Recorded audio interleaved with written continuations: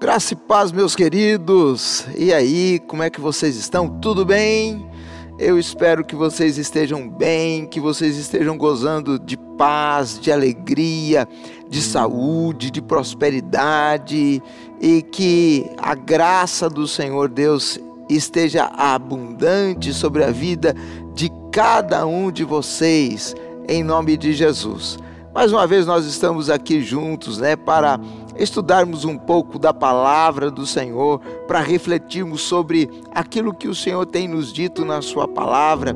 E para mim é um prazer renovado poder compartilhar com você a respeito dessa verdade. Eu adoro a Deus pela sua vida, eu adoro a Deus pela sua família, e a minha oração é que Deus possa te abençoar de uma forma muito poderosa nessa noite, que o sobrenatural do Senhor aconteça em você, na sua casa, na sua família, e que a sua vida, a sua casa, a sua família sejam cercadas como de um escudo pela graça do nosso Deus, Eu quero sempre lembrar você do que a palavra de Deus diz. A palavra de Deus diz que aquele que habita no esconderijo do Altíssimo, à sombra do Onipotente descansará, E a Bíblia diz que aquele que habita no esconderijo do Altíssimo e descansa à sombra do Onipotente, para essa pessoa nenhum mal lhe sucederá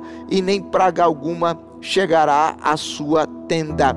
Eu quero declarar essa verdade sobre a sua vida. Eu quero declarar um tempo de paz, um tempo de prosperidade, um tempo da manifestação da graça e da glória de Deus sobre você, sobre a sua casa, sobre a sua família, em nome de Jesus. Amém?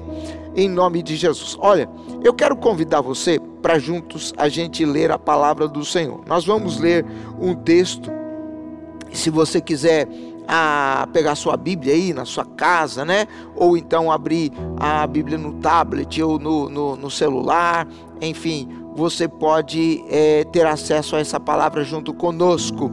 Vamos ler agora juntos a Jeremias, capítulo número 17. Nós vamos ler os versículos de 1 a 4. Jeremias 17, de 1 a 4. Vamos ler juntos? A palavra do Senhor diz assim: o pecado de Judá está escrito com um ponteiro de ferro, com ponta de diamante, gravado na tábua do seu coração e nos ângulos dos seus altares. Seus filhos se lembram dos seus altares e dos seus bosques e das árvores verdes sobre os altos outeiros. Ó minha montanha no campo, a tua riqueza e todos os teus tesouros darei por presa, como também os teus altos, por causa do pecado em todos os teus termos. Assim, por ti mesmo te privarás da tua herança que te dei, e far-te-ei servir os teus inimigos na terra que não conheces, porque o fogo que acendeste na minha ira arderá para sempre. Eu quero chamar a sua atenção para o comecinho do versículo 4, vou repeti-lo. Diz assim: assim por ti mesmo te privarás da tua herança que te dei. Amém? Vamos orar juntos? Quero convidar você para a gente orar junto. Vamos lá. Pai, em nome de Jesus, eu quero te adorar, eu quero te engrandecer e eu quero te louvar por tudo aquilo que o Senhor tem feito por nós. O Senhor tem feito grandes coisas, o Senhor tem realizado coisas espantosas na nossa vida. Deus, esse é o ano do extraordinário e nós queremos te adorar porque nós temos visto coisas extraordinárias acontecendo na nossa vida, no nosso meio. Deus, por isso toda a glória ao teu nome. Agora, Pai, nós lemos a tua palavra que é viva, a tua palavra que é poderosa, a tua palavra que é eficaz, a tua palavra que transforma, a tua palavra que restaura a alma, a tua palavra que gera vida. Pai, nessa Nessa hora nós clamamos a manifestação da tua glória. Espírito Santo, sopra a vida nessa palavra.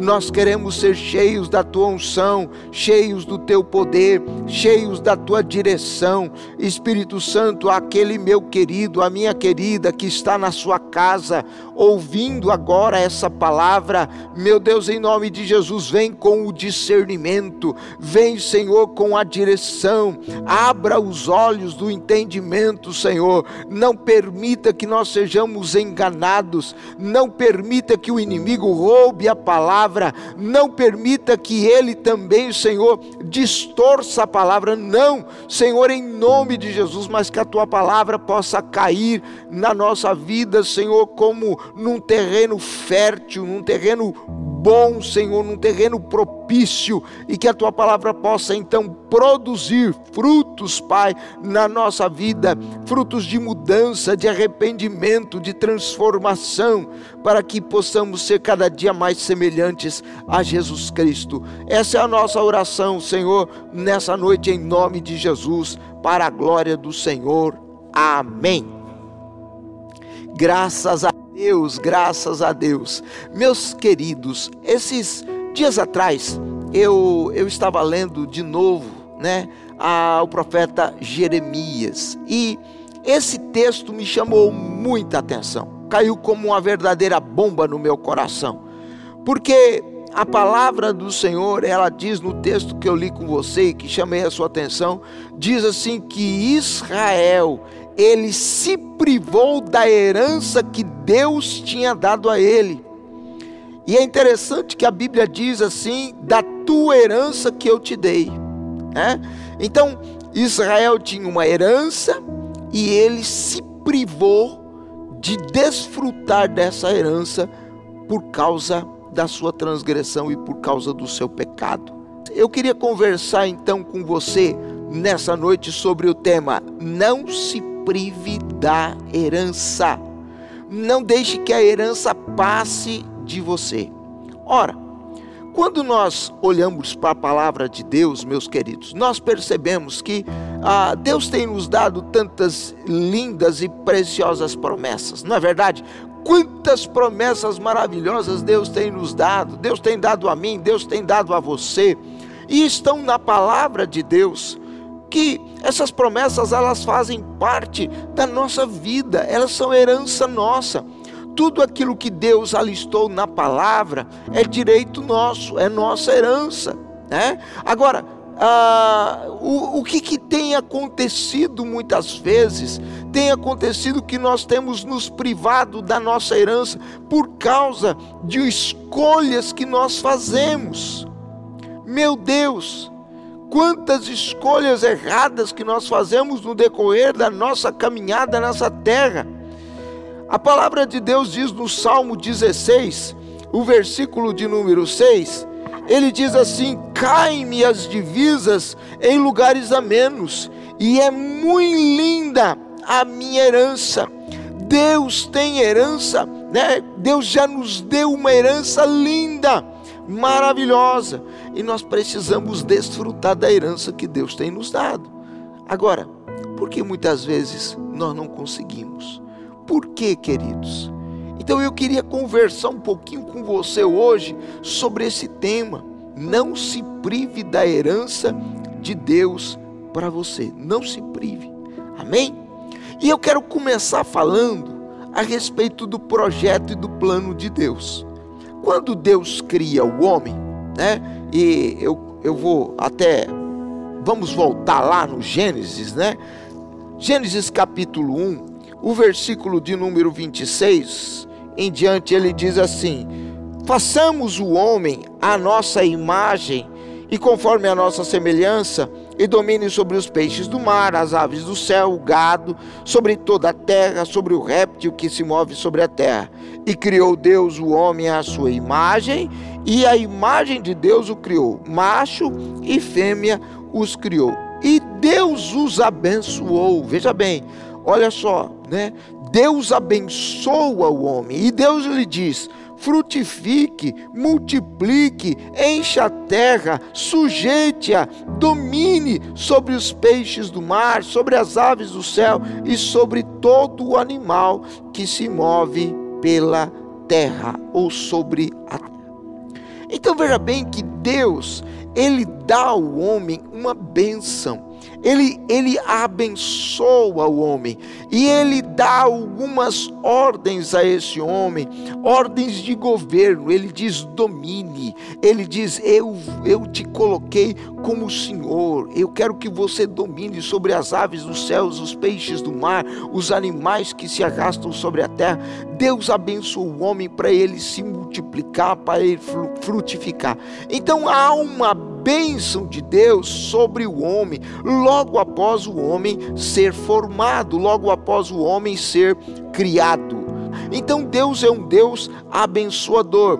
A palavra de Deus diz em Jeremias, capítulo de número 29, versículo 11, ele diz assim: eu bem sei os planos que eu tenho a vosso respeito, diz o Senhor, são planos de paz, de lhes dar um futuro e uma esperança.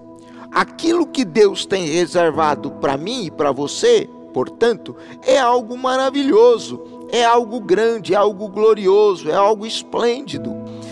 Lá em 1 Coríntios, capítulo de número 2, versículo de número 9, o apóstolo Paulo, ele diz que nem olhos viram, nem ouvidos ouviram, nem jamais subiu ao coração do homem aquilo que Deus tem preparado para aqueles que o amam. Mas Deus nos revelou pelo seu Espírito, porque o Espírito penetra todas as coisas, ainda até as profundezas de Deus. Então, aquilo que Deus projetou para mim e para você é algo especial, é algo maravilhoso, é algo grande, é algo glorioso. Isso é nossa herança, né? É aquilo que Deus nos deu.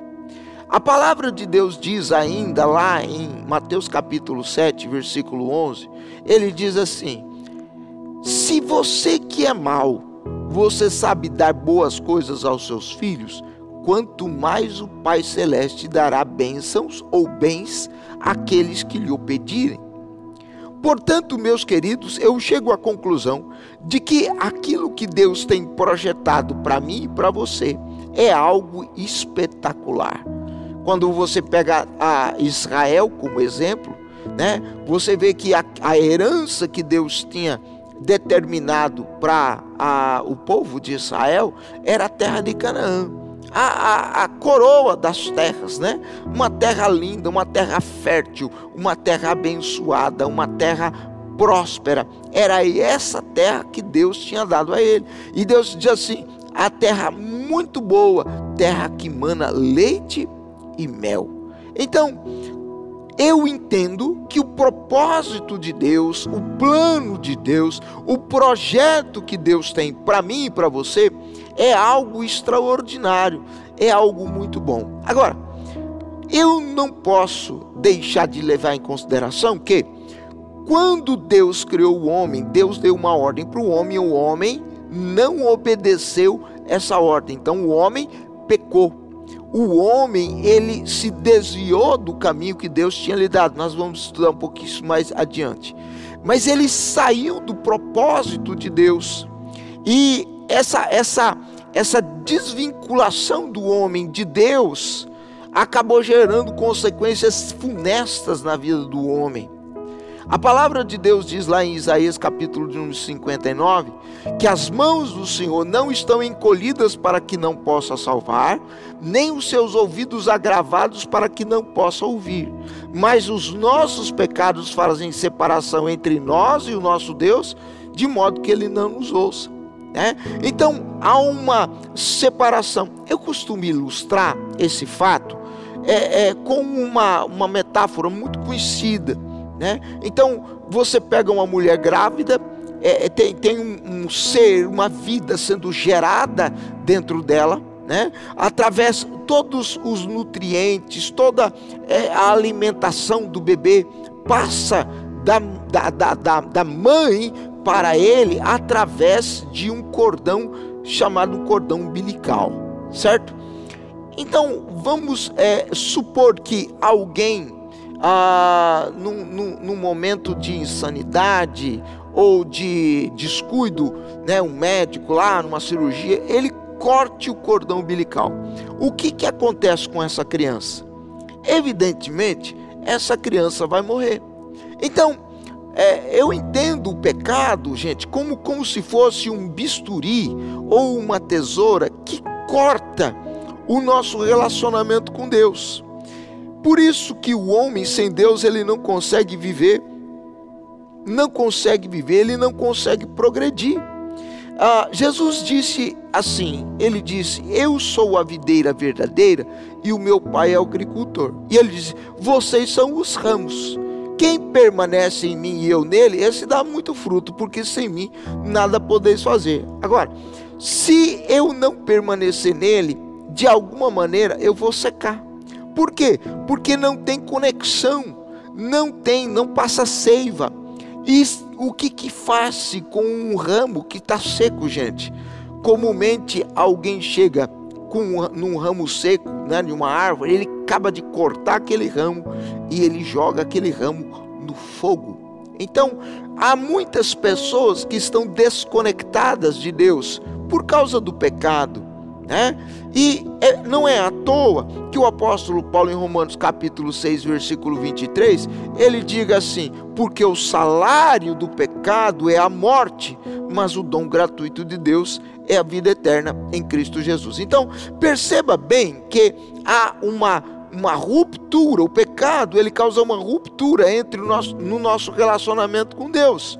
E sem Deus nós chegamos então ao óbito, né? Ao óbito espiritual. Deus disse para Adão: no dia que você comer da árvore, você vai morrer. E todos nós sabemos que Adão desobedeceu à ordem de Deus para não comer, comeu o fruto, e ele não morreu naquela hora, literalmente. Ele não caiu duro, não caiu fulminado, mas pesou sobre a vida dele essa morte espiritual, essa separação, essa desconexão de Deus. O apóstolo Paulo, em 2 Coríntios capítulo 5, ele vai falar que Deus estava em Cristo reconciliando consigo o mundo perdido, né? Então Deus, ele nos reconecta consigo através de Jesus Cristo. Jesus é a nossa saída, Jesus é a nossa ponte. Então o homem, ele se desconecta, o homem perde esse vínculo com Deus. O apóstolo Paulo, escrevendo aos Efésios capítulo 2, versículo 1, ele diz: vós estáveis mortos nos vossos delitos e nos vossos pecados. Então o que o pecado gera na vida de um homem é exatamente isso, a morte. Pois bem, Deus, nada pega Deus de surpresa, gente. Olha só, nós estamos passando por um tempo muito complexo, né? Que é o do Covid aí, essa ameaça terrível que está em todos os lugares, uma ameaça invisível, uma coisa esquisita, né? Que meu Deus, enfim. Mas o Covid não pegou Deus de surpresa. Deus, desde a eternidade, Deus já sabia de tudo isso que haveria de acontecer. Isso é fato. Quando Deus cria o homem, então, Deus dá todas essas diretrizes, todas essas bênçãos para o homem, e Deus sabia que o homem ia pecar, que ele ia se desconectar dele, Deus sabia tudo. E Deus diz assim, então, que da semente da mulher haveria um que esmagaria a cabeça da serpente. Olha só. Lá em Gênesis 3,15 nós encontramos esse primeiro, né? Essa primeira mensagem do Evangelho, né? De uma saída para o homem, graças a Deus, graças a Deus. E o tempo vai passando na história, né? E a palavra de Deus diz então que chega Jesus Cristo, o anjo chega para Maria e diz assim: olha, o nome dele vai ser Jesus, porque ele vai salvar o povo dos seus pecados. Mateus capítulo 1, versículo 21. Então, Jesus é aquele que salva o homem dos seus pecados. Agora, a promessa, ela é concretizada no texto mais lindo de toda a palavra de Deus.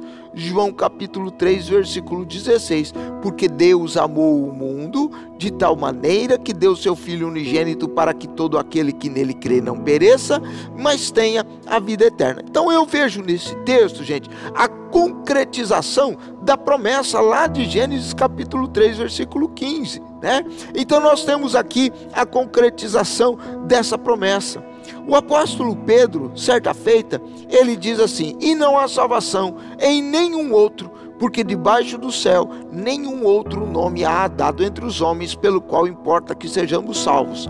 Qual é esse nome? Esse nome é o nome de Jesus Cristo. Atos capítulo 4, versículo 12. Então, Jesus é aquele que vem para nos reconectar com Deus. Como eu disse para vocês, segundo aos Coríntios capítulo 5, ele vai falar dessa reconexão do homem com Deus. Deus estava em Cristo reconciliando consigo o mundo perdido. Deus nos deu a nós agora a palavra da reconciliação. E qual é a palavra? A palavra é: reconciliai-vos com Deus. Reconciliai-vos hoje com Deus, né? Então, Deus nos chama para essa graça, a graça da reconciliação. Então, Jesus, ele retoma a autoridade e o poder que Deus havia dado ao homem lá no começo. Jesus disse, quando ele estava sendo assunto aos céus, Jesus disse lá em Mateus capítulo 28, versículo 18: é-me dado todo o poder no céu e na terra. E então Jesus comissiona os seus discípulos e ele diz: ide por todo o mundo, pregue o evangelho a toda criatura, faça discípulos de todas as nações, batizando-os em nome do Pai, do Filho e do Espírito Santo. Então Jesus, ele retoma o poder e ele devolve esse poder ao homem, porque Jesus disse assim: e recebereis poder ao descer sobre vós o Espírito Santo, e sereis minhas testemunhas, Jerusalém, Judeia, Samaria e até os confins da terra. Jesus disse em outra feita, ele diz assim: eis aí vos dou poder e autoridade para pisar de serpentes e escorpiões e todo o poder do diabo, e nada, absolutamente nada, vos causará dano. Então, preste atenção que a história, ela vem, né? E ela chega em Jesus, e Jesus, ele retoma esse poder para o homem, o poder que o homem havia perdido, a autoridade que o homem havia perdido, né? Então Jesus retoma para o homem e entrega de novo para o homem, particularmente para a igreja dele nessa terra, para os seus discípulos. Eu quero conversar agora com você sobre a questão do direito da escolha. Nós temos o direito de escolher, gente. Sempre. Deus não cria robôs, Deus não criou robôs.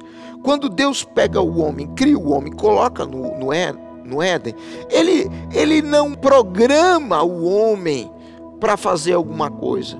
Ele simplesmente, ele dá uma ordem, ele dá a ordem, diz assim: não coma da árvore que está no meio do jardim. Essa ordem, ela foi dada e deu ao homem então o direito de escolher comer ou não comer da árvore. Então eu quero que você entenda a questão do poder da escolha.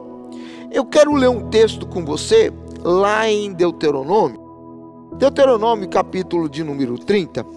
Há uma palavra muito forte com relação à questão da escolha. E Deus, ele chega, né? E ele diz para o povo uma palavra assim. Ele fala aqui, capítulo de número 30, nós vamos ler os versículos de 15 até o 20. Vês aqui, hoje eu te tenho proposto a vida e o bem, a morte e o mal.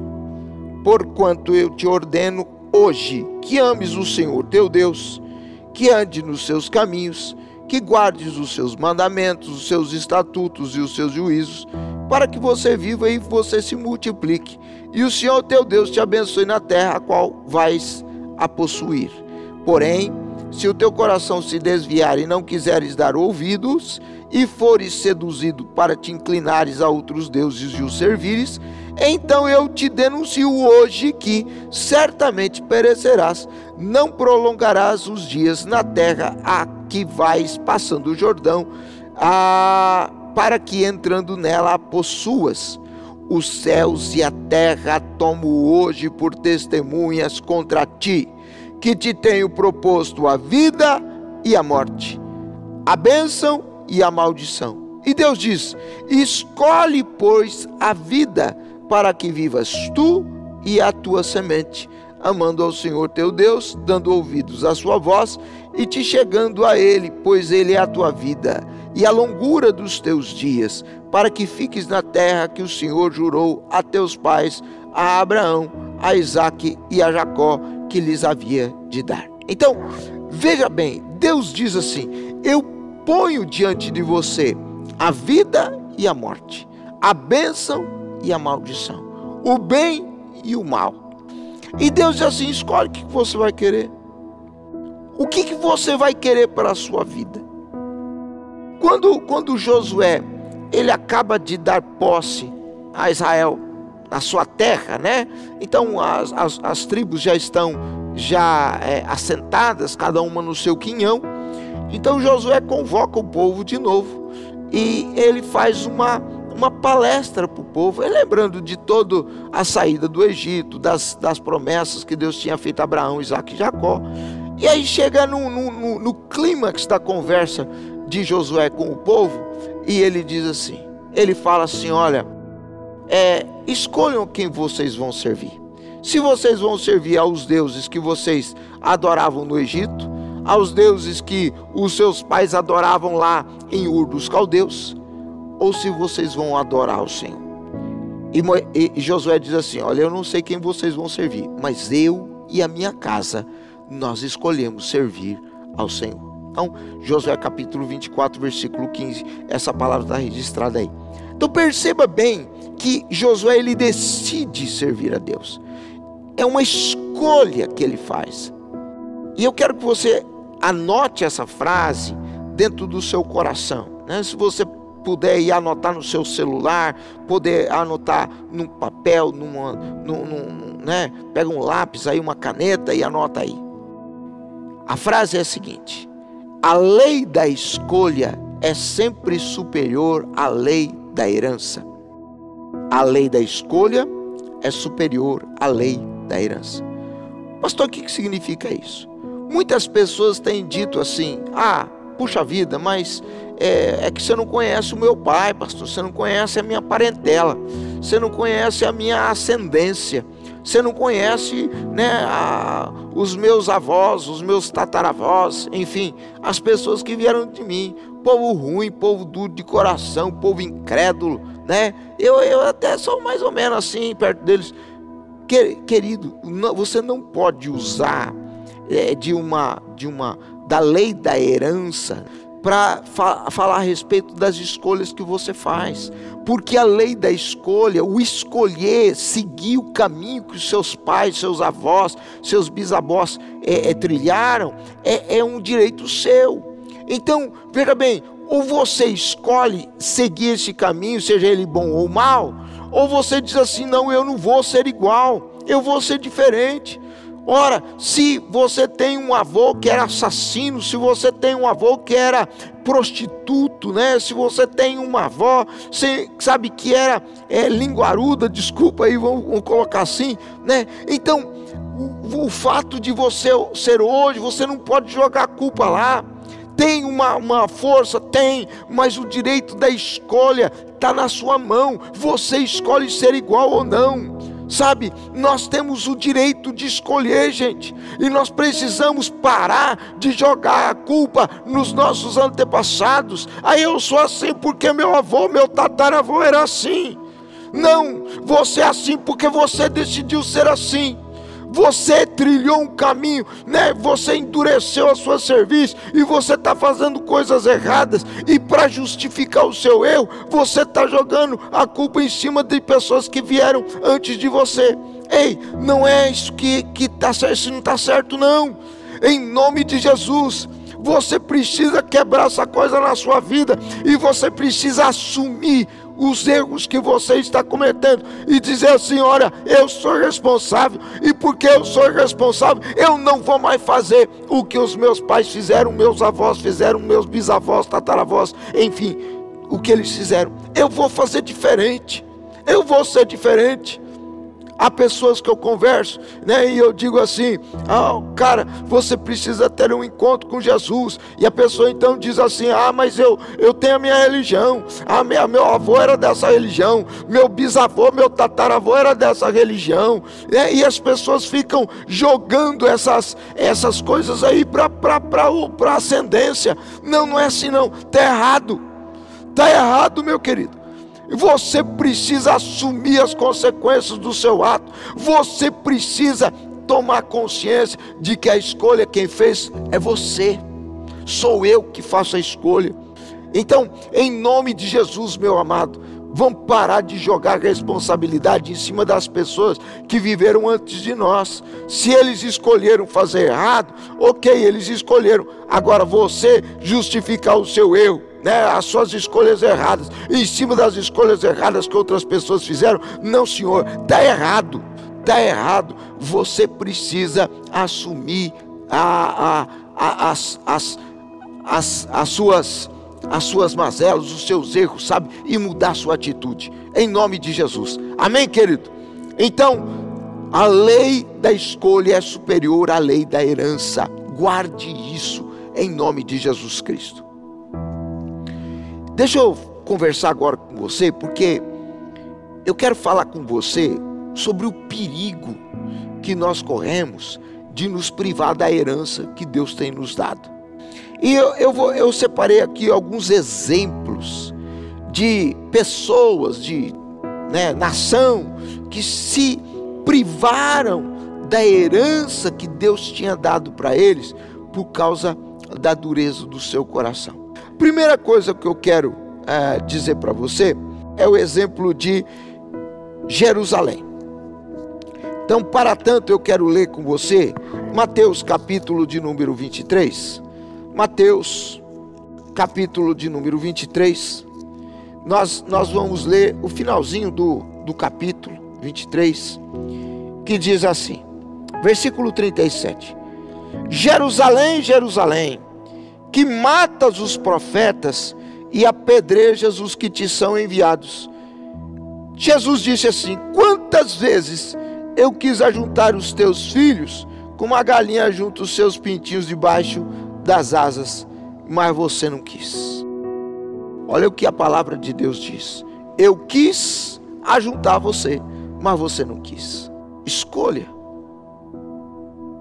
O povo de Israel da época contemporânea de Jesus não quis entrar debaixo das asas do seu Senhor, ok? Eu quero separar um outro exemplo para você, e é o exemplo de Jezabel. E a Jezabel não é a Jezabel do Antigo Testamento, mas é a Jezabel, vamos dizer assim, a Jezabel do Novo Testamento. Apocalipse capítulo de número 2, nós vamos ler os versículos de 20 até 23. Mas tenho contra ti o tolerares que Jezabel, mulher que se diz profetiza, ensine e engane os meus servos, para que se prostituem como dos sacrifícios da idolatria. E eu dei-lhe tempo para que se arrependesse da sua prostituição, mas não se arrependeu. Eis que a porei numa cama, e sobre os que adulteram com ela virá grande tribulação, e se não se arrependerem das suas obras, e ferirei de morte a seus filhos, e todas as igrejas saberão que eu sou aquele que sonda as mentes e os corações, e darei a cada um de vós segundo as suas obras. Preste atenção no versículo de número 21. E dei-lhe tempo para que se arrependesse da sua prostituição, mas não se arrependeu. Não se arrependeu.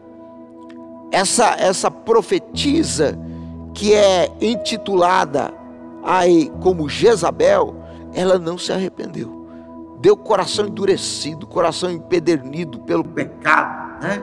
Embora Deus chamasse essa mulher para um arrependimento, ela não fez, ela não se arrependeu, ela continuou como um cavalo em disparada, né? Com os seus pecados, rumo aos seus pecados e às suas iniquidades. Eu quero citar um outro exemplo para você, que é o exemplo dos fariseus. Gente, esse exemplo é muito forte, né? Eu quero ler Lucas capítulo de número 7. Lucas 7. E eu quero ler com você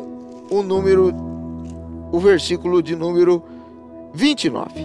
Diz assim: e todo o povo que ouviu João Batista e os publicanos, tendo sido batizados com o batismo de João, justificaram a Deus. Agora preste atenção. Mas os fariseus e os doutores da lei rejeitaram o plano de Deus contra si mesmos, não tendo sido batizados por ele. Deus tinha um projeto, mas quando este povo endurece o seu coração e eles não se submetem ao batismo de João, que era um batismo chamando ao arrependimento, então eles recusam, eles rejeitam o propósito, o plano, a herança de Deus para eles. Vocês estão entendendo? Gente, isso aqui é forte demais. Imagine você saber de um Deus tão lindo, tão glorioso, um Deus que tem sonhos maravilhosos, projetos lindos, fantásticos a respeito de você, e você literalmente, né, porque você decidiu, porque você escolheu, você diz assim: eu não quero os projetos de Deus para a minha vida, eu recuso, eu não aceito, eu repudio, eu não quero. Meu Deus, eu não sei você, meu querido, mas o meu coração já começa a tremer agora, porque o que eu sou, ou em que eu sou melhor do que os fariseus da época de Jesus? Fala para mim. No que você é melhor do que os fariseus na época de Jesus, meu filho, minha filha? Nós estamos sujeitos às mesmas paixões, nós estamos sujeitos ao mesmo fracasso, nós estamos sujeitos às mesmas ações e às mesmas atitudes e às mesmas escolhas. Depende de nós. Agora, isso gera em nós uma responsabilidade muito grande.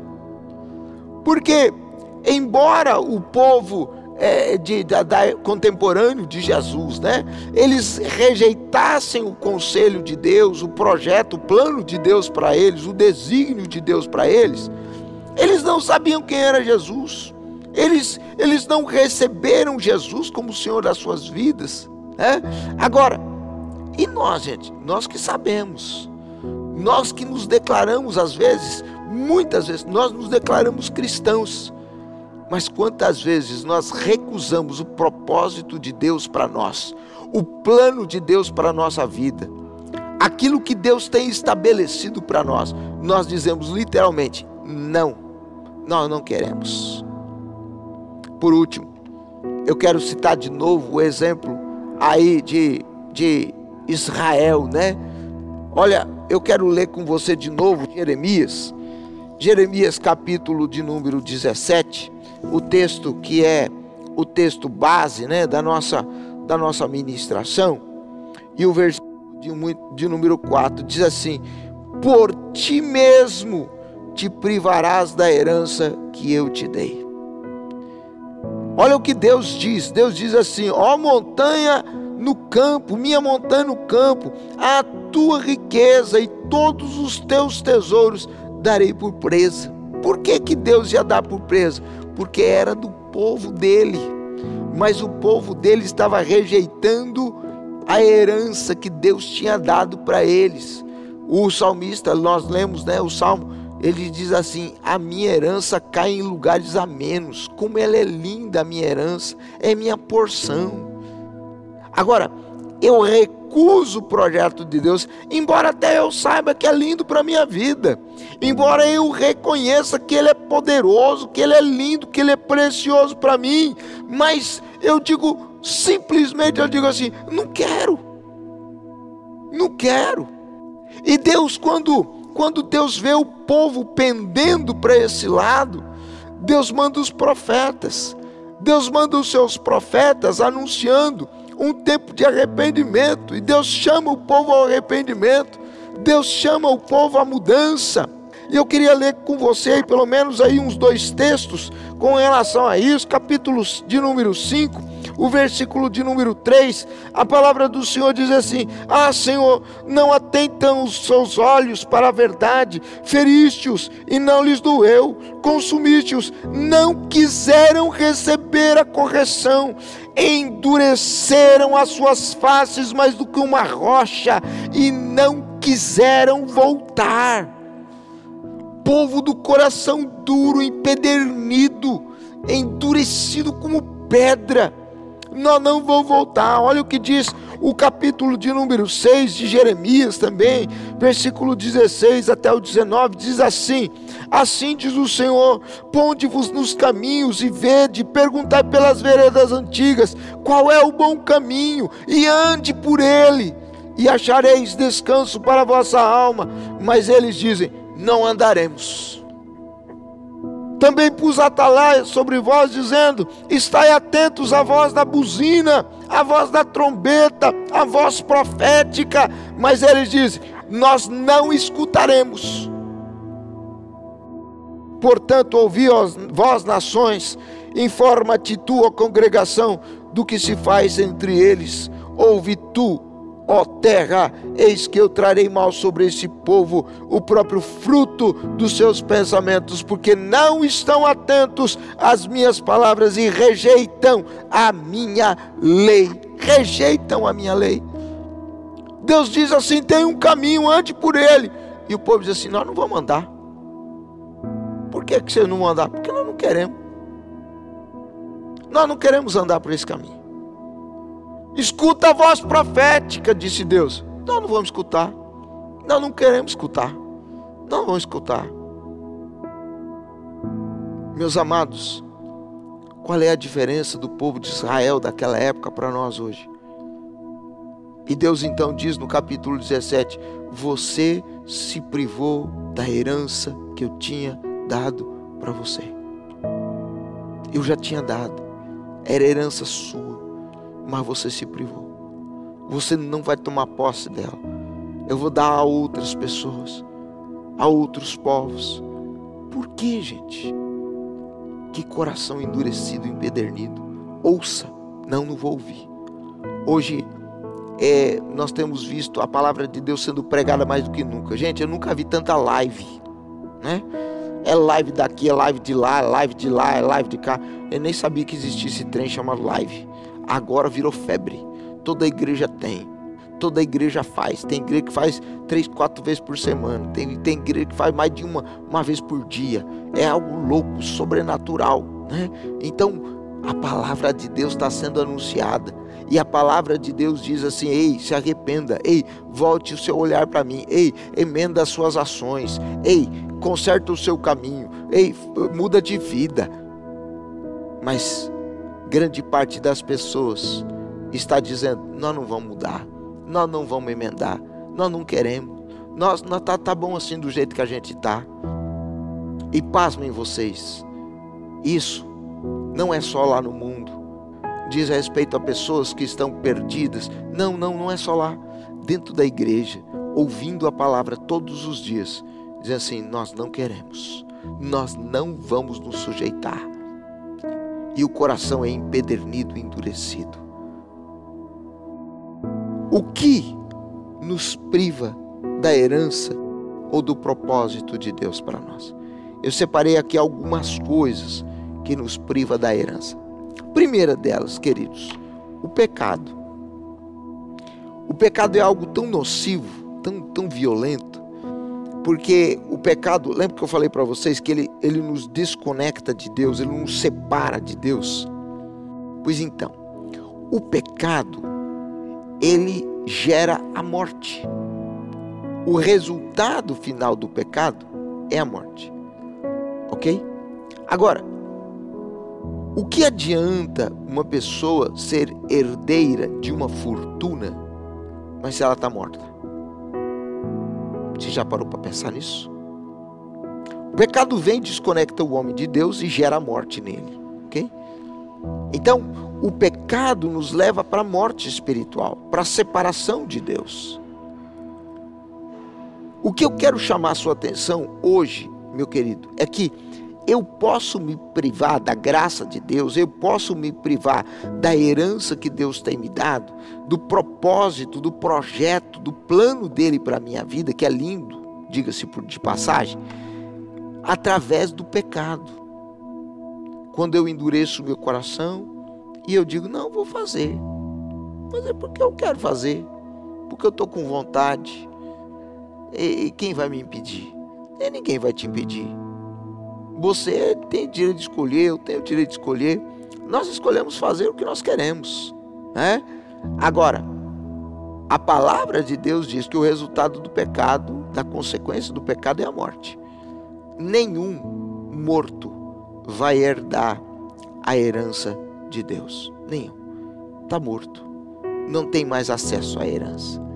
Segundo lugar, outra coisa, gente, que nos priva da herança é o não atingir a maturidade. Eu quero ler com você Gálatas, capítulo de número 4, porque esse texto é muito forte, ele nos ensina uma coisa muito poderosa. O apóstolo Paulo, escrevendo aos Gálatas, capítulo de número 4, versículo 1 e 2, ele diz assim: digo, portanto, que todo o tempo em que o herdeiro é menino, em nada é diferente do servo, ainda que ele seja senhor de tudo. Ainda que ele seja senhor de tudo, ele não tem diferença nenhuma em relação ao servo. Agora, versículo 2: mas ele está debaixo de tutores e curadores até o tempo determinado pelo Pai. O que nos priva da herança de Deus, gente, é o fato de nós não crescermos. Nós estamos vivendo em tempos de pandemia. Então preste atenção. É tempo de você crescer, é tempo de eu crescer. Hoje eu estava conversando com um irmão e eu achei muito lindo o que ele falou. Ele falou assim: eu entrei na quarentena como crente, eu vou sair da quarentena como profeta, pastor. Eita glória! Isso é bom demais. É desse jeito que tem que ser. Tem que ter uma perspectiva de crescimento. Agora, uma das coisas que Satanás ele faz muito bem, gente. Ele trava a gente, ele amarra a gente, para que nós não possamos crescer. Porque Deus não vai dar a herança dele na mão de criança. Eu e você, nós precisamos crescer, nós precisamos amadurecer, nós precisamos estabelecer raízes sólidas em Deus. Mas nós começamos bem e nós paramos no meio do caminho, nós desistimos, nós fraquejamos, nós nos magoamos, nós nos ressentimos, nós nos cansamos.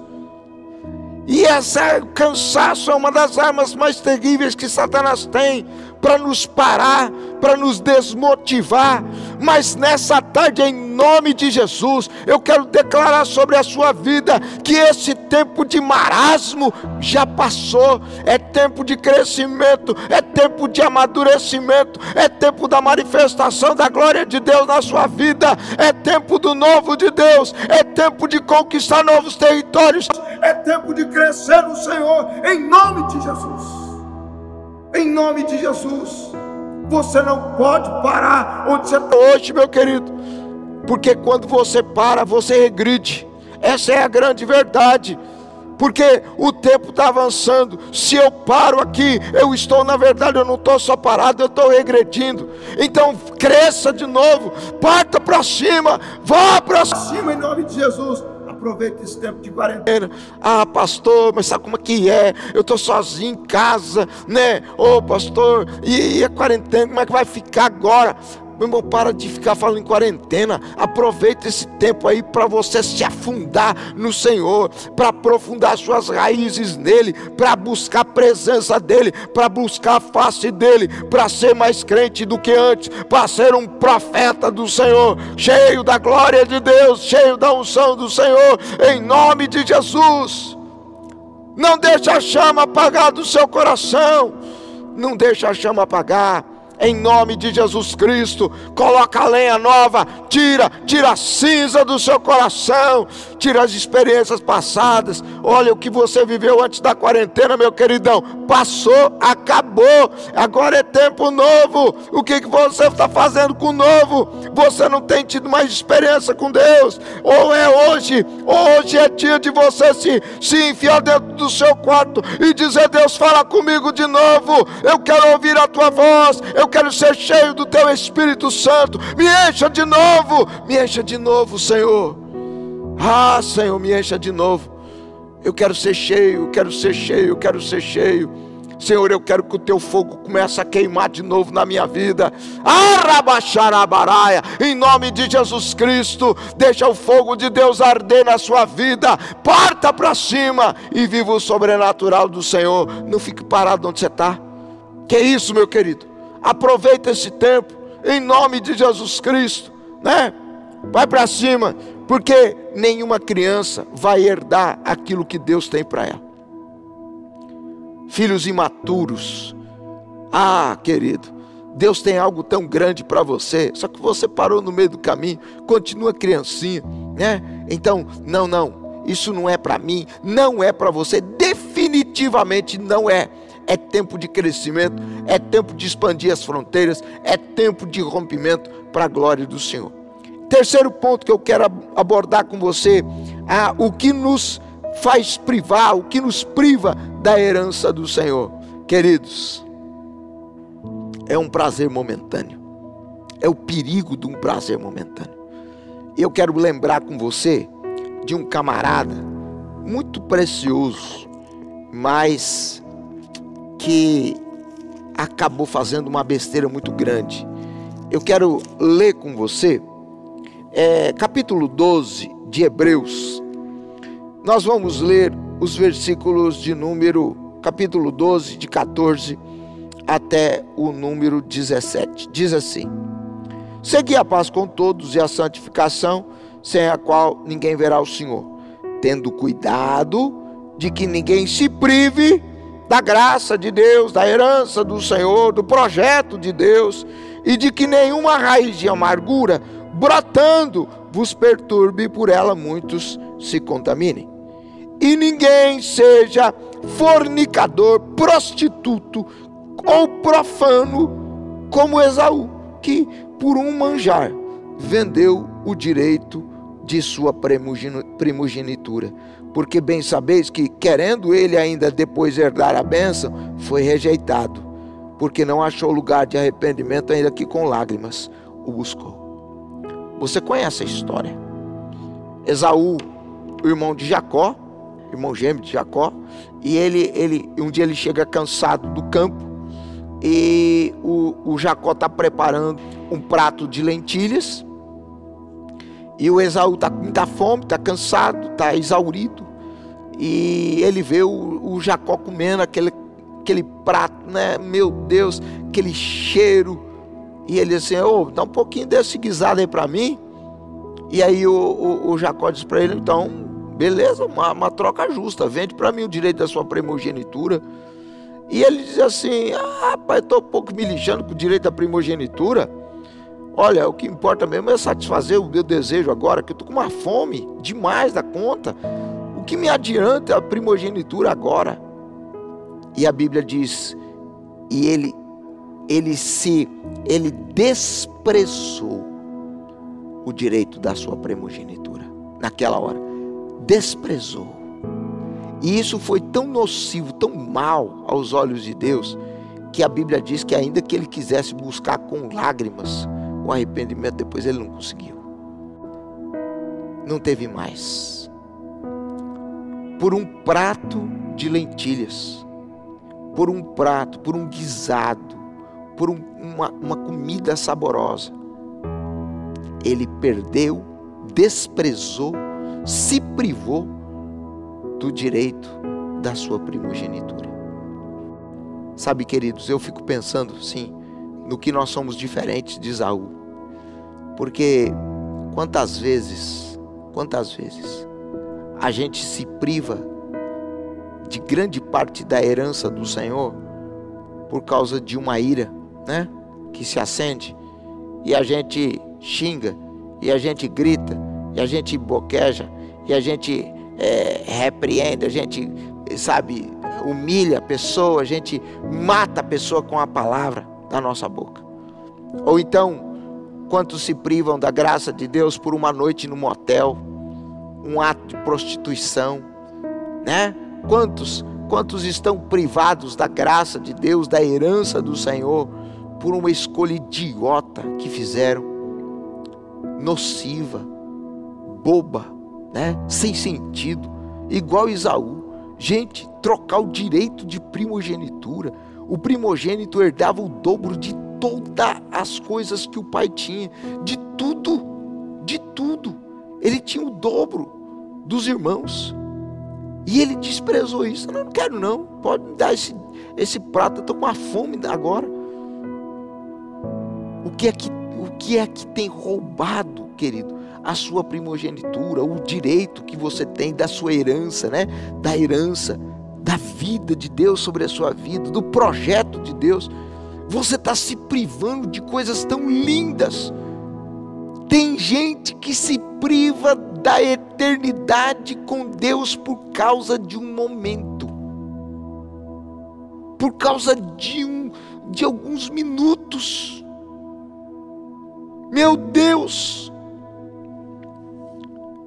que Deus tenha misericórdia da nossa vida, em nome de Jesus. E agora eu quero conversar com você sobre reverter o processo, porque o nosso Deus, Ele sempre nos concede a oportunidade de reverter o processo da exclusão do direito à herança. Em apenas uma palavra, nós poderíamos resumir essa reversão. Sabe qual é? Arrependimento, mudança, transformação. É isso que Deus deseja de nós. Vamos ver alguns exemplos de pessoas assim que aproveitaram a chance e mudaram a sua vida, o rumo da história da vida deles. Nós vimos aí que Jezabel não mudou, né? Nós vimos que Israel, na época do Jeremias, também não mudou. Nós vimos que Jerusalém decidiu também não atender ao chamado de Deus para si. Não quis. Então, nós vimos alguns exemplos de pessoas ou nações que falaram assim: nós não queremos. Agora, vamos ver por outro lado, pessoas que estavam vivendo à margem da herança, certo? E que resolveram mudar de atitude. Então eu peguei aqui alguns exemplos. Eu vou falar de Raabe.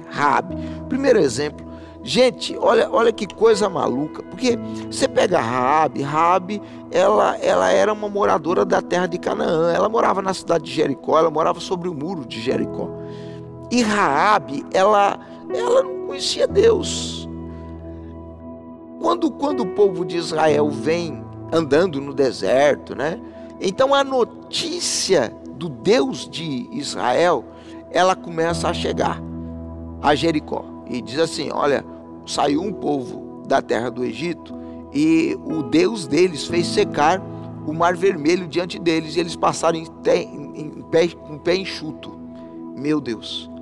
Então, chegou a notícia para aquele povo que Seom, rei dos amorreus, e Og, rei de Bazã, eles foram derrotados assim, num piscar de olhos, por todo o povo de Israel. Não teve para ninguém. Eles ficaram sabendo que o povo, né, o povo de Deus, eles tinham transposto o Jordão. Acabou. E agora o que nós vamos fazer? A Raabe, essa mulher, ela ouve tudo isso. Sabe o que ela diz? Ela diz para os espias, ela diz assim: não tem Deus como o seu Deus, porque em cima no céu e embaixo na terra, o seu Deus é Deus. Gente, ela aproveitou a oportunidade. E porque ela aproveitou a oportunidade de mudar de lado, vamos dizer assim, ela foi poupada da morte e da destruição completa de Jericó. E não só ela, mas a casa dela todinha, por causa dela, foi salva também. Você quer ver um outro exemplo de pessoa que aproveitou a chance do recomeço, né, da reversão, foi Manassés. Manassés era um rei de Judá, e a Bíblia diz que não houve homem que fizesse tanto mal quanto Manassés. A palavra de Deus diz que esse cara, ele cometeu tanto assassinato, matou tanta gente, que encheu Jerusalém de um lado ao outro de sangue inocente. Esse cara levantou altares dentro do templo de Salomão para adorar outros deuses. Ele fez tanta coisa louca. Lê a história dele, dá uma conferida lá, segundo Crônicas, no capítulo de número 33, e você vai perceber. E Deus então entrega esse camarada nas mãos do rei inimigo. E lá no exílio, esse homem, ele começa a pensar em tudo aquilo, né, que o seu pai, por exemplo, havia feito, que era o rei Ezequias, um homem piedoso, um homem de Deus. E ele então, ele percebe a insanidade dele, a loucura dele. E ele ora a Deus e ele pede perdão a Deus. E Deus dá a oportunidade dele, inclusive, voltar para a terra de Judá e reinar de novo, né? E esse cara, então, a partir desse tempo, ele muda a sua atitude de maneira radical. Ele nunca mais é o mesmo. Nunca mais é o mesmo. Ele aproveitou, né, a chance que ele teve de reverter a história dele. Tem um outro camarada chamado Josias. Josias, embora fosse um homem piedoso, ele descobre que, por causa de Manassés, um dos seus antecessores, o seu avô, há um peso, uma palavra de Deus de destruição sobre Jerusalém e sobre a terra de Judá. E quando ele sabe dessa história, dessa punição iminente, ele vai para a presença de Deus, ele roga a Deus, e ele faz tudo o que está ao alcance dele para mudar essa perspectiva. E ele alcança a paz, nos seus dias ele alcança paz, ele alcança o benefício do Senhor sobre a vida dele. Nós não poderíamos deixar aqui de mencionar o povo ninivita, né? Com a pregação de Jonas, eles aproveitam a chance, eles começam a se arrepender. Tão logo eles ouvem a palavra de Jonas, dentro de 40 dias Nínive será subvertida, será destruída. Então eles se arrependem, eles mudam de posição, eles mudam de vida, e algo sobrenatural acontece naquele lugar. E por último, eu quero citar o exemplo aqui de um homem que era endemoniado, né? Aquilo que a gente chama de endemoniado gadareno. Uma pessoa estava completamente possessa por demônios. Ela vivia escrava, ela vivia em escravidão por Satanás, né? Pelos seus demônios. E havia legiões de demônios naquele homem. E ele não conseguia nem ficar parado. A Bíblia diz que ele era atormentado, ele andava de um lado para o outro, ele se feria com pedras, ele dormia nos sepulcros, né? Ninguém podia ter acesso a ele. Ele era literalmente um animal, né? E vivia à margem da vida. Só que um dia esse cara tem um encontro com Jesus, e o encontro com Jesus foi tão violento que ele decidiu mudar. E quando nós lemos a história, ele vai, né, ele pede para Jesus, diz assim: Jesus, eu quero ir contigo, eu quero, né? Jesus diz assim: não, vai para os seus e conta para eles aquilo que eu fiz por você. E aquele homem então sai proclamando a palavra do Senhor, né, num distrito de 10 cidades, ele anuncia a palavra de Deus. Mudou de vida, reverteu. Ele estava fora da herança, agora está dentro da herança. Então, eu quero chamar a sua atenção hoje, em nome de Jesus, meu querido, porque está tudo na nossa mão, é escolha nossa. Ou nós nos privamos da herança, ou nós vamos dizer assim: eu quero tudo aquilo que Deus tem reservado para mim. Eu não sei você, mas particularmente, eu decidi na minha vida, eu quero tudo o que Deus tem para mim, tudo. Eu quero viver os sonhos e os propósitos de Deus nessa vida, nessa terra. Eu quero viver tudo. Eu quero viver para a glória dEle, eu quero viver para a honra dEle, eu quero viver para o louvor dEle, para a glória dEle. Eu quero ser aquilo que o Senhor quer que eu seja.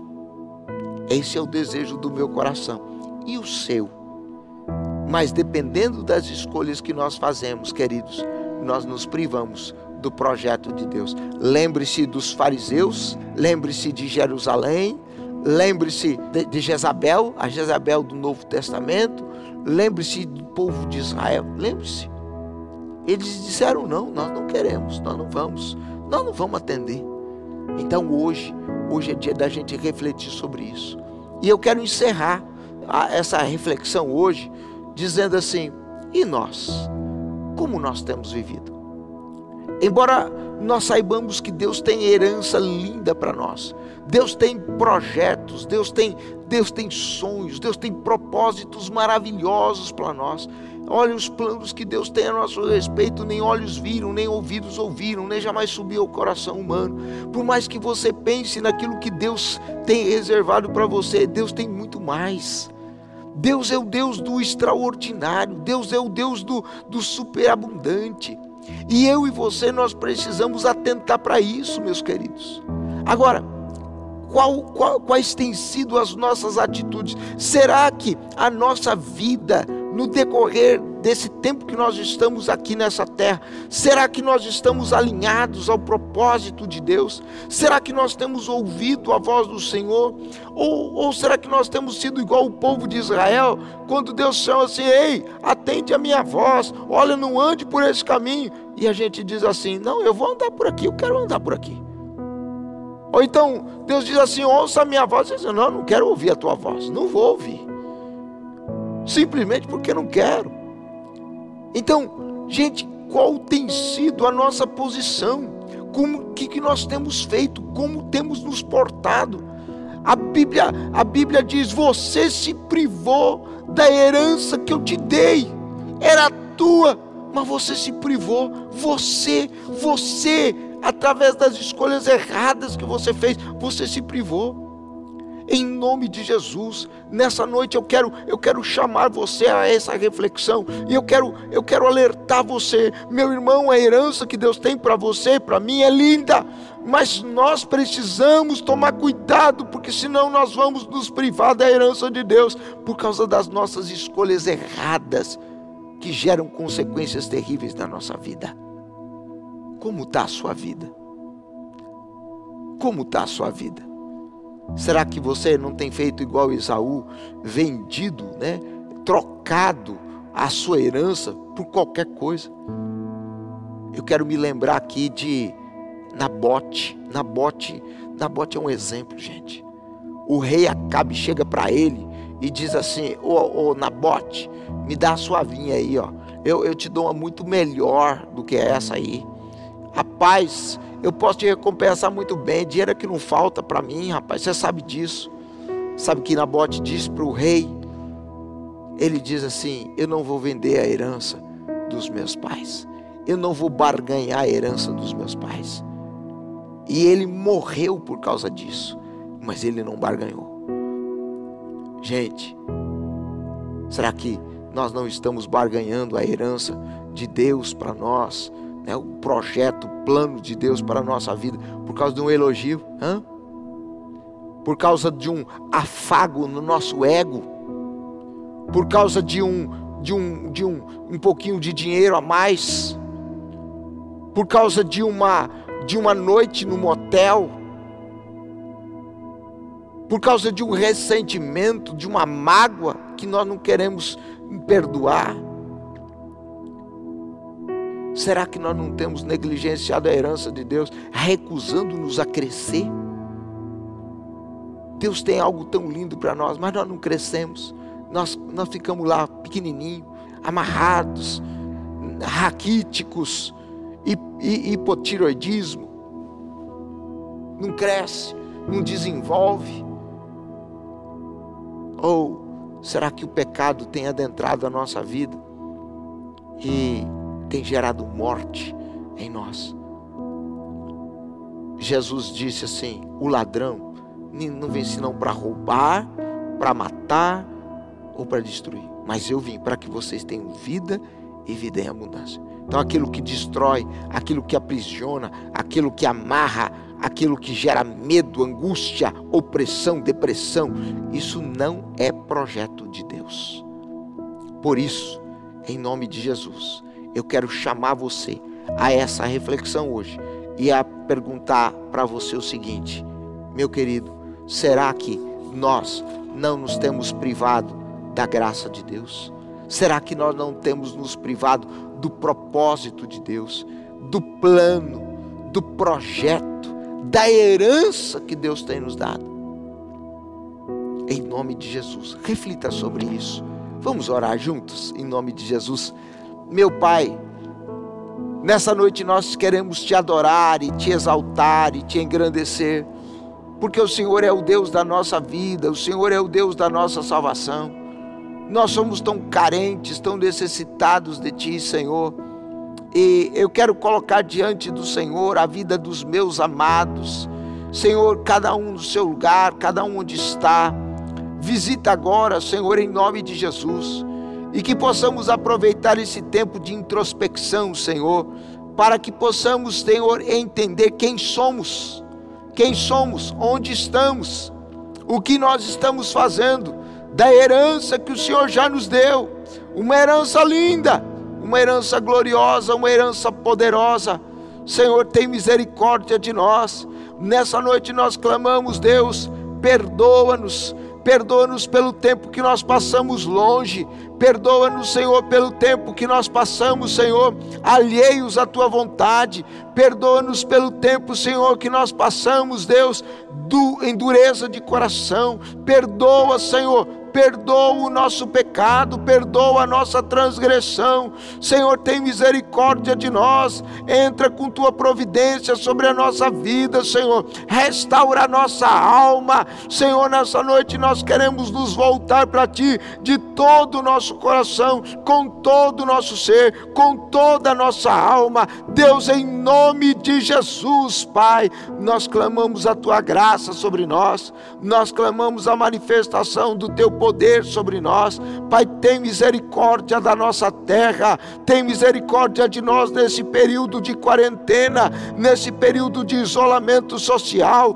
que nós possamos aproveitar esse tempo, Deus, para estar na Tua presença, para desfrutar da Tua companhia, dos Teus sonhos, dos Teus propósitos para nós. Deus, tem misericórdia de nós. Nós clamamos em nome de Jesus. Sabe por quê, Pai? Porque nós não queremos nos privar da graça do Senhor, da herança do Senhor, do projeto do Senhor, da vida do Senhor para nós. Sopra sobre nós a Tua vida, sopra sobre nós a Tua graça, sopra sobre nós a Tua glória. Nós clamamos em nome de Jesus. Toca nos corações, Senhor, toda prisão, toda cadeia, Senhor, tudo aquilo que impede, Senhor, de desfrutarmos da herança que o Senhor tem reservada para nós. Nós cancelamos, nós quebramos e destruímos em nome de Jesus, para a glória do Senhor. Amém. Pai, eu quero orar agora pela vida do meu querido e da minha querida. Eu quero orar, Senhor, por aqueles que estão enfermos, doentes. Senhor, eu uno a minha fé, a fé do meu irmão e da minha irmã, e eu declaro cura, eu declaro restauração, eu declaro, Senhor, em nome de Jesus, Deus, cura perfeita. Eu repreendo todo mal agora, eu declaro que sai agora, em nome de Jesus. Eu profetizo milagres nessa hora, milagres extraordinários nas casas, Senhor, onde estiver sendo, Senhor, anunciada essa palavra, que venha o Teu milagre agora, que venha o sobrenatural do Senhor, que venha a cura do Senhor, a restauração do Senhor, a libertação do Senhor, em nome de Jesus. Em nome de Jesus, eu declaro a sua vida restaurada, curada, transformada pelo poder que há no nome de Jesus Cristo. E Pai, nós já te damos a honra, nós te damos a glória e nós te damos o louvor. Fazemos isso em nome de Jesus, Pai, para a glória de Deus. Amém. Que Deus te abençoe, meu querido. Que o Senhor te abençoe e te guarde. Que o Senhor faça resplandecer o seu rosto sobre ti, tenha misericórdia de ti. Que sobre ti o Senhor levante o seu rosto e te dê o shalom. Que essa semana seja uma semana marcada pelo sobrenatural, algo lindo, algo poderoso, algo sobrenatural na sua vida. Que Deus te abençoe muito, em nome de Jesus. Amém? Deus te abençoe em nome de Jesus. E não esqueça, se essa mensagem, ela edificou você, ela te ajudou, então compartilhe. Pode compartilhar, é livre, com tantas quantas pessoas você quiser, em nome de Jesus. Eu quero dizer para você que foi um prazer servir você na mesa do Senhor nessa noite. Que Deus te abençoe muito, uma semana linda, em nome de Jesus, em nome de Jesus. Que a graça do Senhor Jesus Cristo, que o amor de Deus, o nosso Pai, a comunhão e as consolações do Espírito Santo estejam sobre você, sobre a sua casa, sobre a sua família. Que nessa semana venha o reino sobre a sua vida, que seja feita a vontade dEle aqui na terra como no céu, em nome de Jesus. Beijo no coração, fica com Deus, até mais.